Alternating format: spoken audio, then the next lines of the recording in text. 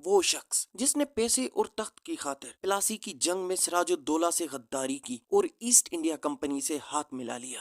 نتیجتاً اس کی اس غداری کی وجہ سے ہندوستان اگلے 200 سالوں تک انگریزوں کا غلام بن گیا تھا۔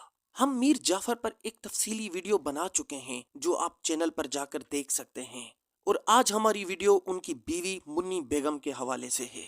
منی بیگم میر جعفر کی بیوی کیسے بنی اور انہیں ایسٹ انڈیا کمپنی کی ماں کیوں کہا جاتا ہے، تو جانتے ہیں مکمل تفصیلات اس ویڈیو میں۔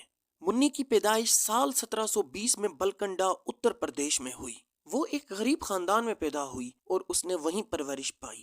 پھر غربت کی وجہ سے منی کی ماں نے اسے بشو نامی ناچنے والی خاتون کو بیچ دیا۔ پھر بشو نے اسے رقص کا فن سکھایا۔ منی نے بشو کی ڈانسنگ ٹولے کے ساتھ ہندوستان کے مختلف شاہی گھروں کا سفر کیا۔ اس کے حسن اور رقص کی شہرت دور دور تک پھیلی ہوئی تھی۔ بشو کے ڈانسنگ ٹولے کو اکرام الدولہ کی شادی میں رقص کے لیے بک کیا گیا تھا، جو بنگال کے نواب نوازش محمد خان کے بیٹے تھے۔ شادی کے بعد یہ ٹولہ مرشد آباد میں رہا، جہاں انہیں یقین تھا کہ ان کے لیے مزید مواقع ہوں گے۔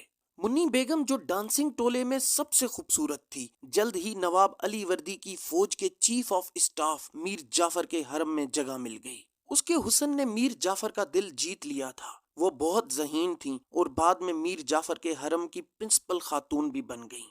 نواب سراج الدولہ کی شکست کے بعد میر جعفر بنگال کے نئے نواب بن گئے تھے، اور پھر 1765 میں میر جعفر کے انتقال کے بعد منی بیگم رابرٹ کلائیو کی اچھی دوست بن چکی تھی۔ رابرٹ کلائیو نے اسے سپورٹ کرنے کا وعدہ کیا، اور بدلے میں منی بیگم نے اپنے بیٹوں کی جانشینی حاصل کرنے کے لیے انگریز کمپنی کے سربراہوں کو 5 لاکھ روپے رشوت دی۔ وہ نواب خاندان کی سب سے اہم خاتون بن چکی تھیں۔ وہ املاک اور شاہی گھرانے کے تنخواہوں کا انتظام بھی سنبھالا کرتی تھیں۔ میر جعفر اور منی بیگم کے 2 بیٹے تھے، جس میں نجم الدولہ کو ان کے والد میر جعفر کی وفات کے بعد نواب کے طور پر تاج پہنایا گیا۔ تاج پوشی کے وقت ان کی عمر صرف 15 برس تھی۔ وہ 5 فروری 1765 کو تخت پر بیٹھا۔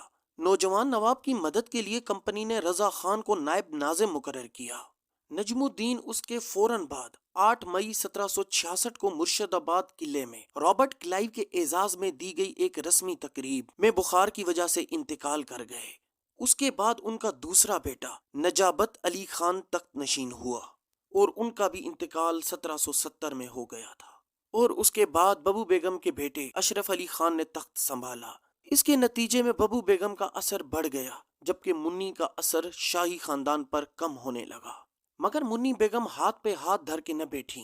پھر اس نے انگریز افسران کے ساتھ مل کر رضا خان نائب ناظم کو بھی ہٹوا دیا، اور منی بیگم کی خوشی کے لیے انگریزوں نے اسے دفتر سے بھی نکال دیا۔